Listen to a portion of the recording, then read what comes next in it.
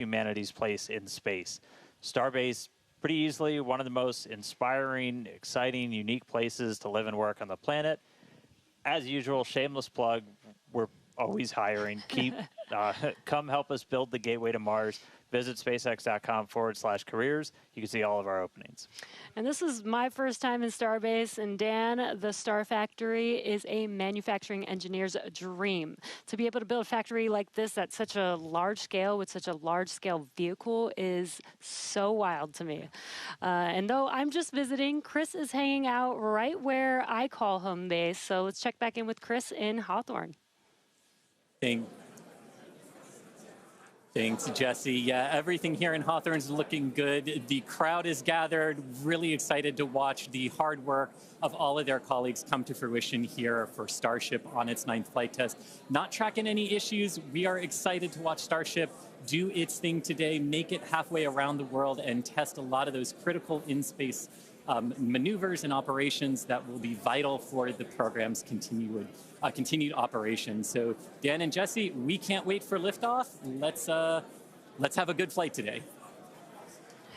Thanks, Chris. Now, if you're just now joining us, where have you been? But we're glad that you're joining us now. We are at T-minus just under 6 minutes until liftoff of the 9th Starship test flight. So far, the range is looking good. All the airspace and trajectory area that we are going to be launching through is looking good for our test flight today. Weather has been great. It was a little rainy and windy this morning, but it cleared up. It looks beautiful here in Starbase, and propellant loading continues on both stages. All right, yeah, it is continuing. We're a little over 90% full on our booster. We are pretty much full in the main tanks on ship, filling up those header tanks. We're going to continue loading prop for about 2 more minutes. Once we're done with that, you've got just under 11 million pounds of liquid propellant spread across those 2 stages. After we get through all of that prop load, our stage 0 will get ready. The ground systems will go through pushbacks, clearing all of those fluid feed lines back to the propellant farm, getting ready for launch. We did just see they did a flap wiggle check, so the final flap check on the ship. We're doing final alignments of the guidance, navigation, and control system, our thrust vector control, essentially our steering, checkouts of the flight safety system. So everything progressing right now. If we do need to hold, that can come at T-minus 40 seconds. That's a point built into the countdown where we can pause to wait for any final checkouts, pressurizations, anything that we need to complete. We can hold there. We will only hold there if we're tracking an issue. We're not currently tracking anything that will hold us at T-minus 40 seconds. But if you've seen a Starship launch before, they can happen, we can push through them, and then launch that day still. Exactly, but when we do pass through T-minus 40 seconds, a number of events will occur in rapid succession. The ground spin and ignition systems come up to flight pressure, ship goes to internal power, and then after that, the quick disconnect or QD, arm lockout is removed in preparation for retraction just shortly after T-minus 0. And once we pass T-minus 40 seconds, we do still have the ability to recycle the count under certain conditions back to T-minus 40 seconds, and then hold there to assess what happened and see if we can proceed again back down to T0. Yeah. There are a couple of things, kind of gates in that timeline that if we pass through that and we hit a hold, we'd have to scrub for the day. One pretty visual one will be if the water starts flowing for that deflector system that's underneath the launch mount. That happens right at around T-minus 10 seconds. For flowing water, we can't turn it off after it starts, and if we hit a hold, we're scrubbed for the day. We would need to refill those water tanks. We would also, at that point, need to refill all of the propellant tanks, as 11 million pounds of propellant is a whole lot. We can typically do that in about 24 hours, so we can always turn around to try again tomorrow. But we are coming up on 3 minutes away from liftoff. We should be hearing that we're closed out of prop load on the ship at this point. Booster coming up shortly. Wow, the weather just looks amazing there with Starship on the launch pad. Just about 2 minutes and 45 seconds from T0 with a lot of objectives for today. The booster, the Super Heavy booster flying today, will be flying for its 2nd time. Last flight was on Flight 7 and just turned around in 2 flights, which is pretty incredible. I'm super excited to see that booster fly again. All right, we did just hear we are going to hold at T-minus 40 seconds.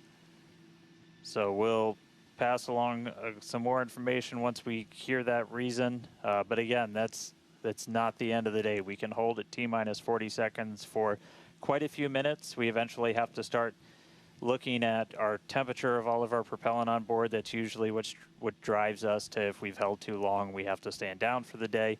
So we are expecting a hold at T-minus 40 seconds. Sounds like we're going to be doing some additional checkouts on the booster Raptor while we're at that T-minus 40 second mark. So we will expect to see the clock pause at T-minus 40. And then again, we've got a couple of minutes. They can work through the issues. If we're able to clear them, we can still launch today. If it's something that we can't, we can always stand down, turn around, recycle, fly again tomorrow.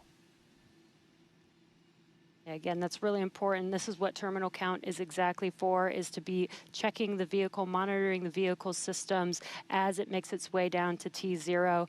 And again, this gives us the ability to catch anything and be able to hold, as Dan has been saying, and recycle if we need to, or pause so that we can work through those issues and see if it's something that we need to stand down for. And as Dan mentioned, we will be holding at T-minus 40 seconds, so in about 20 seconds from now. Yeah, so we'll hold there, and they'll work through these final checkouts on, sounds like just one of those Raptors on the first stage on Super Heavy, which, as you said, we're reflying it for the first time. 29 of those 33 engines have already been used in a launch, one of which has already launched Twice, and twice, we'll go for and its is getting ready for its third time. Right. And you just heard our flight director for the day, Joe Sliker. He just shared that we are going to hold at this T-minus 40 second mark. Keep an eye on one of those Raptor engines on booster.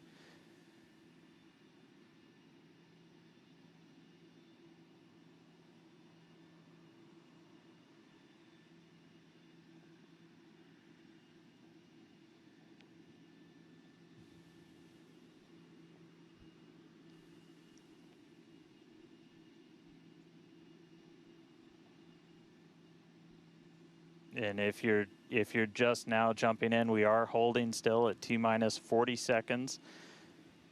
Watching one engine, waiting for temperatures to kind of get to a zone that we want them to on one of the engines on the booster, on the Super Heavy booster, getting ready for its second ever flight.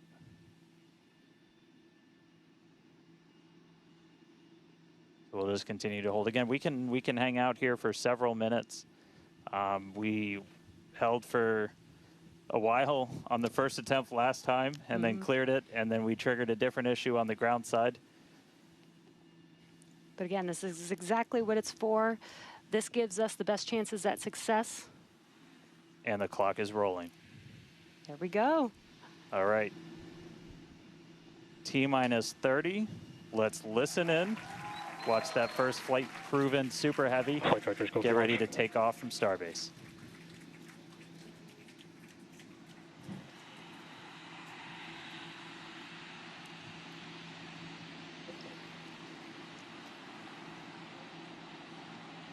T-minus. Delta 1. Hit hold.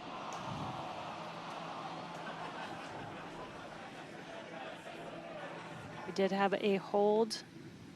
And looks like the clock jumped back to T-minus 40 seconds.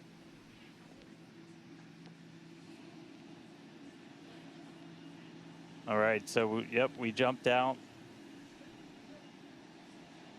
I did not see the deflector go off. So hopefully we were right at around that T-minus 10 second mark. And if we were before that T-minus 10 second mark, we do have the ability to recycle, as we mentioned earlier, back to T-minus 40 seconds.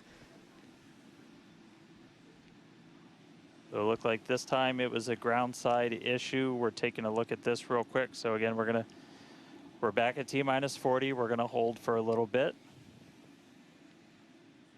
We are still not scrubbed for the day. Give them a couple of minutes to work through this. Again, we can hang out at T-minus 40 for several minutes. Eventually, we start looking at your bulk temperatures and all of your propellant on board the vehicle.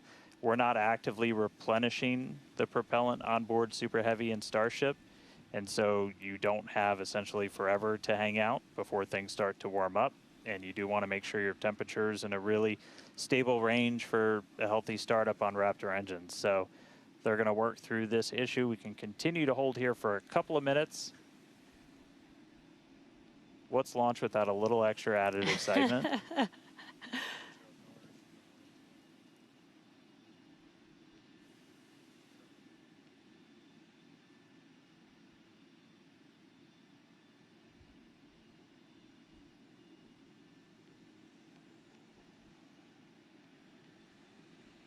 All right, so cumulatively, we've held for a little over 3 minutes between the two holds.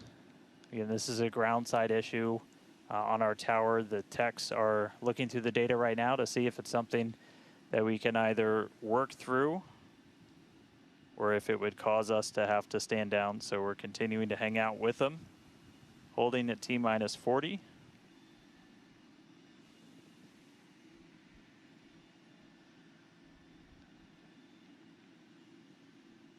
If you're just joining us, we did initially hold at T-minus 40 seconds. We continued the count, but recycled before we got to T-minus 10 seconds. And so we're back at a hold at T-minus 40 seconds. Waiting for more information. The team is checking out to see if we can continue today.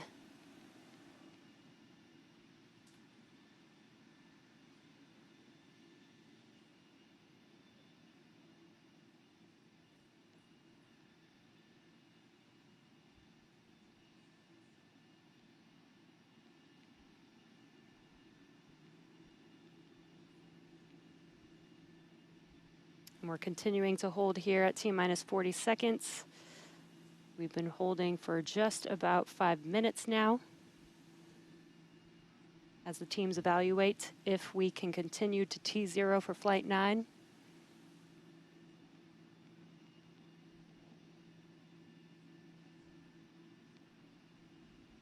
All right, so it sounds like we're coming to a resolution.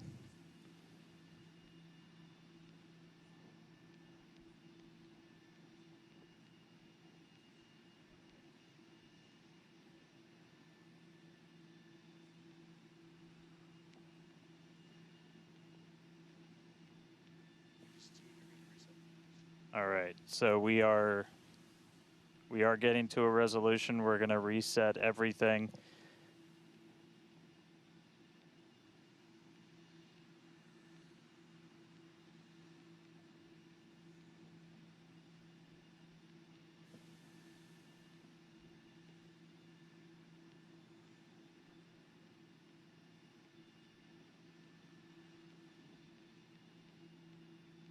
All right, so we're going to see the clock. It is now rolling.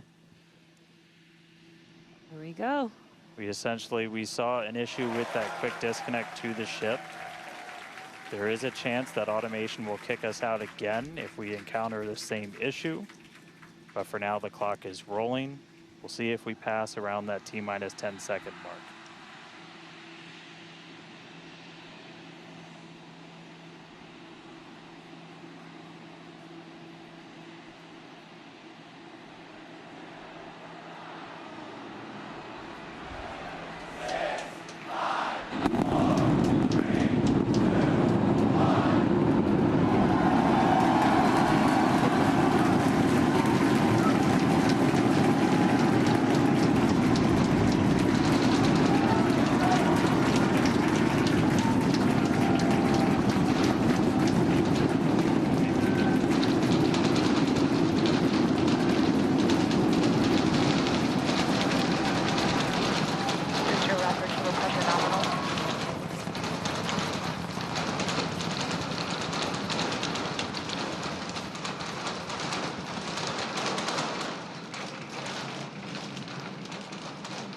T plus 40 seconds, it's one hell of a sight from here. We see it arcing right over top of us. We see 33 out of 33 Raptor engines lit on Super Heavy as it starts to ascend skyward.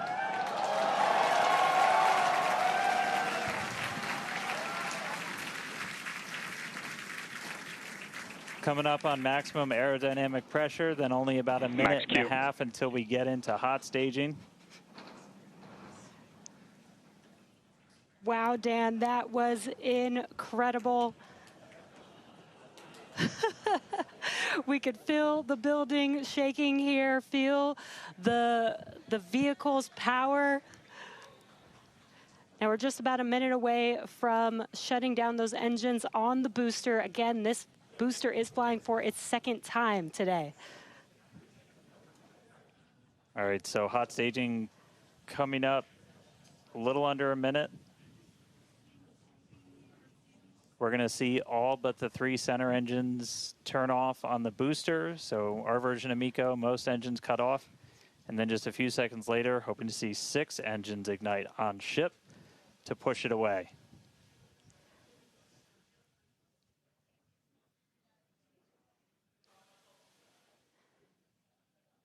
All right, hot staging, about 30 seconds.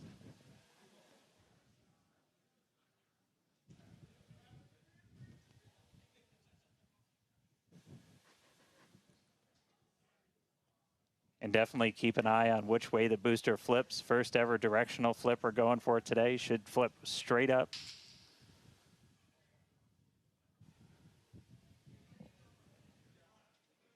See those engines powering down? Booster engine cutoff. Ship ignition. Stage separation.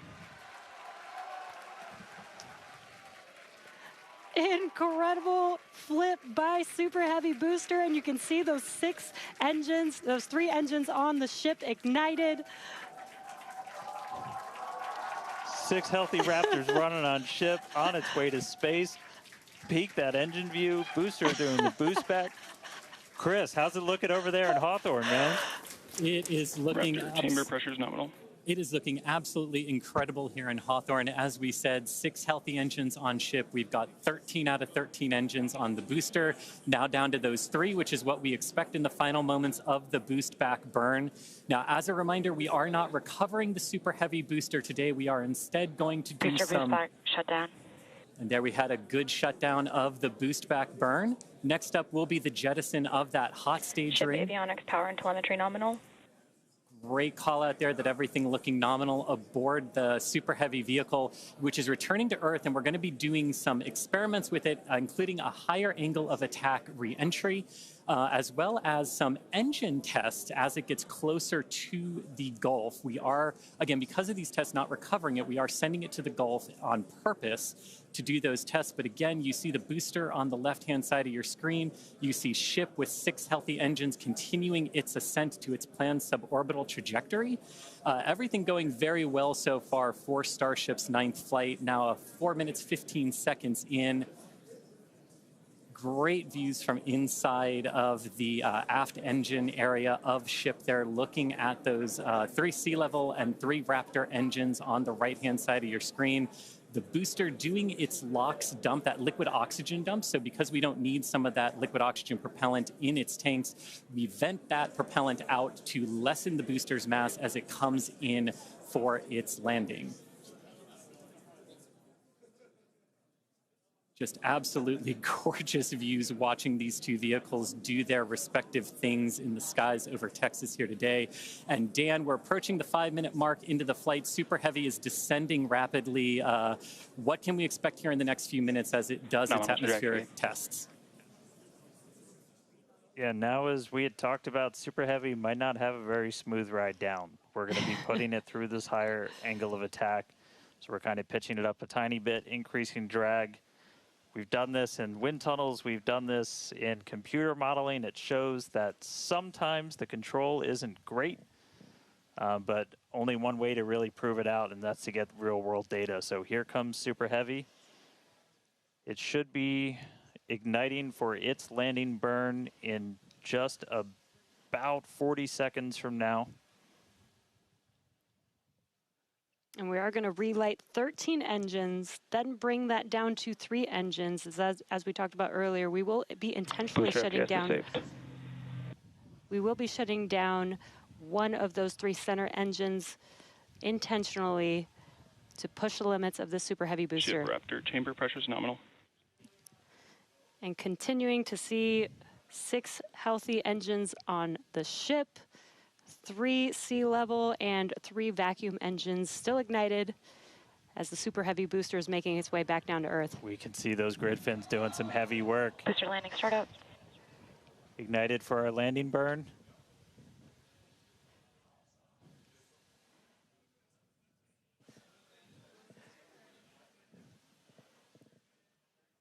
It may have ended with that landing burn. Does look like we lost telemetry from the booster once we started into that landing burn. Did you see her confirmation that the booster did demise?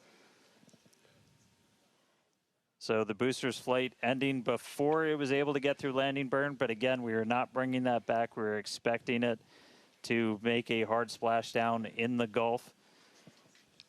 We were getting live data back the entire time through that high angle of attack flight, so that was something that was really vital for us to get during this reuse. First free flight of booster in the books. All right, ship has about 2 minutes left.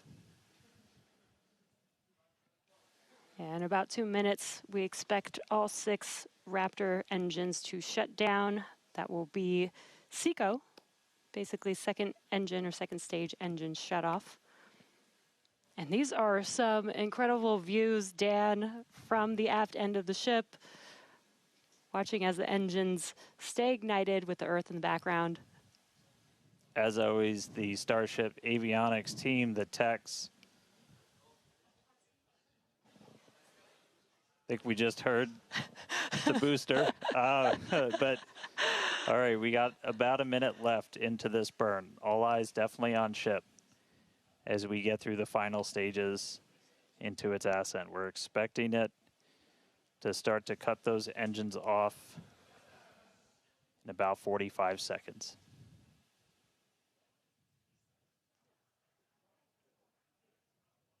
Terminal guidance.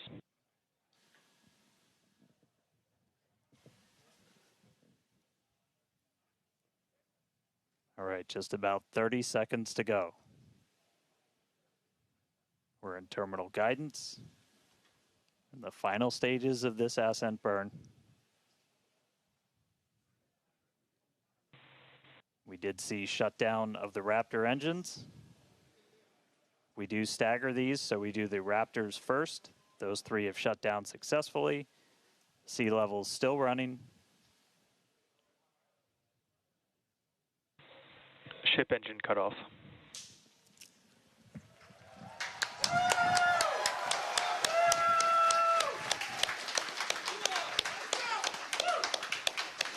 Ship engine Nominal cut off, insertion. the 3 most beautiful words in the English language. And great call out that we had nominal insertion.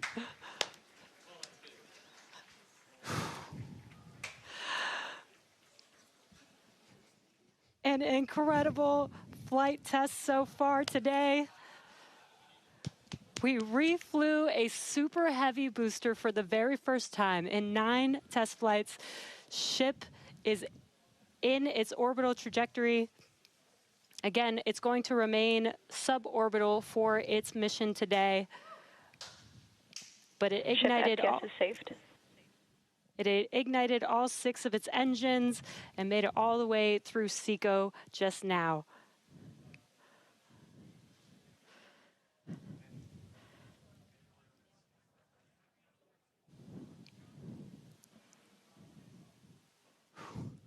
What a moment. Incredible. All right, And but I we got- mean, that's, still lots to come for the rest of this flight. Per usual, I need to collect myself. Hey, Chris, how's it going over there in Hawthorne, man? How's everybody doing? I think the elation and the excitement and the happiness at what we just saw achieved carried through across all of our sites. An incredible view to see Starship back orbiting the Earth just under 11 minutes into our mission. Absolutely exciting to see all of this, and super pumped especially to see all of the team's hard work in action here today.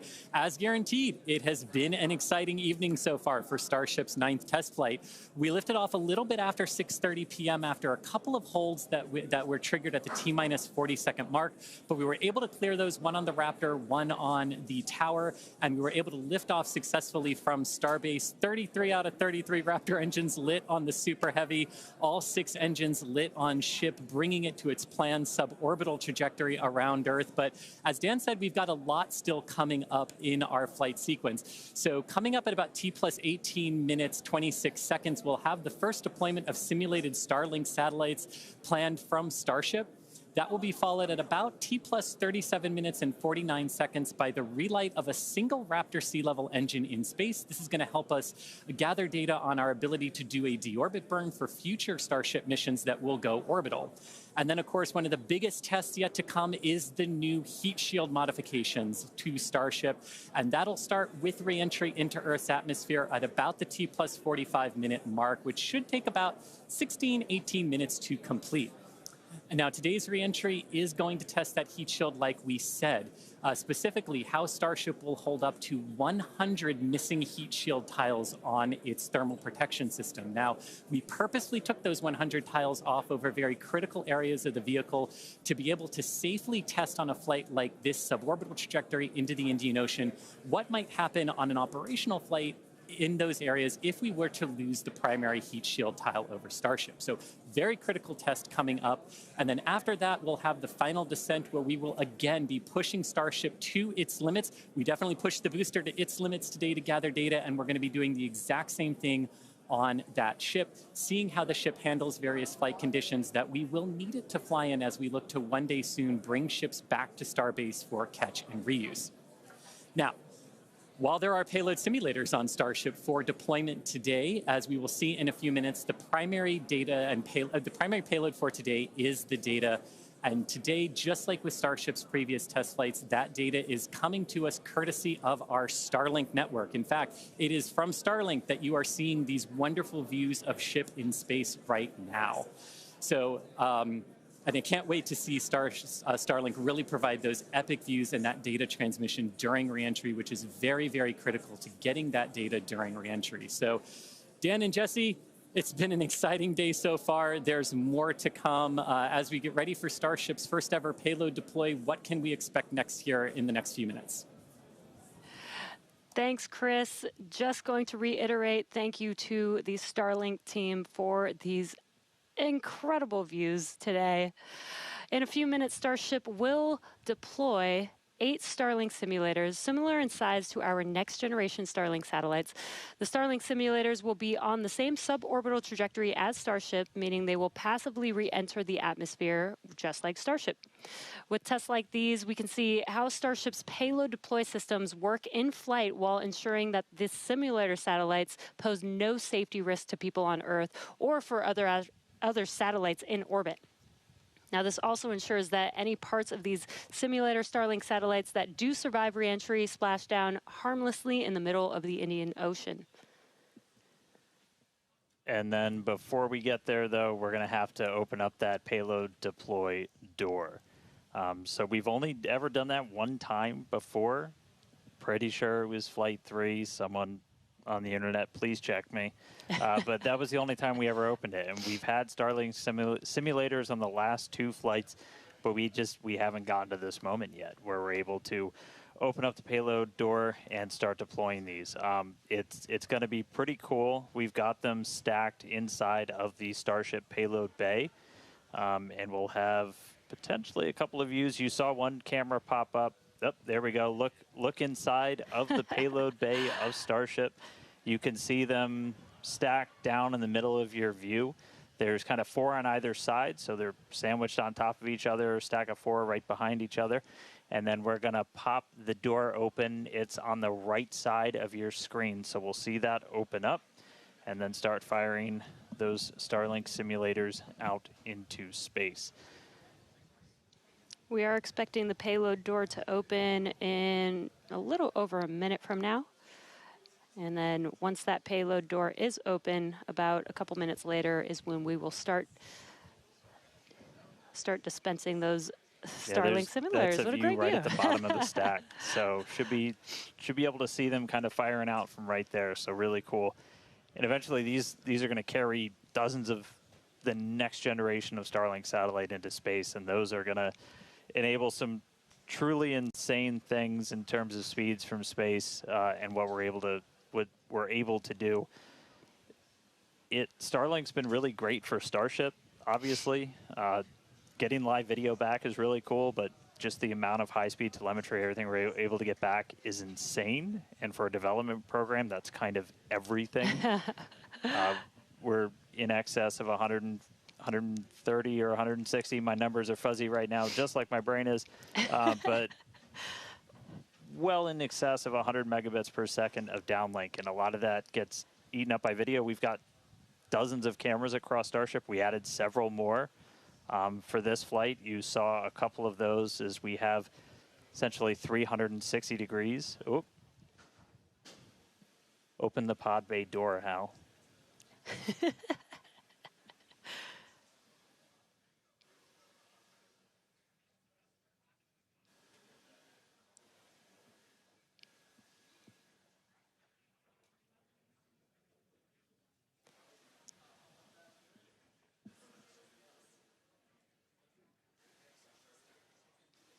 Now we are expecting the payload door to open any moment now, so we're watching out for that.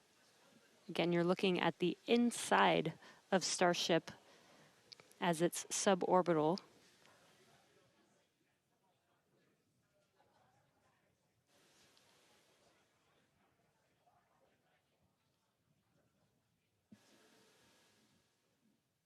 Well, we heard the door open was in progress. It was unable to actuate all the way open, so they are going to close it back up. Hal told me no. He said, I'm sorry, Dan. Can't do that. Looks like we won't get the door open today. But that's okay. This is obviously a test we want to be able to do before we're deploying full-on Starlinks. But the real focus for this, now that we are in space, is getting to that reentry. That is the most critical phase of Starship that we still have to prove out.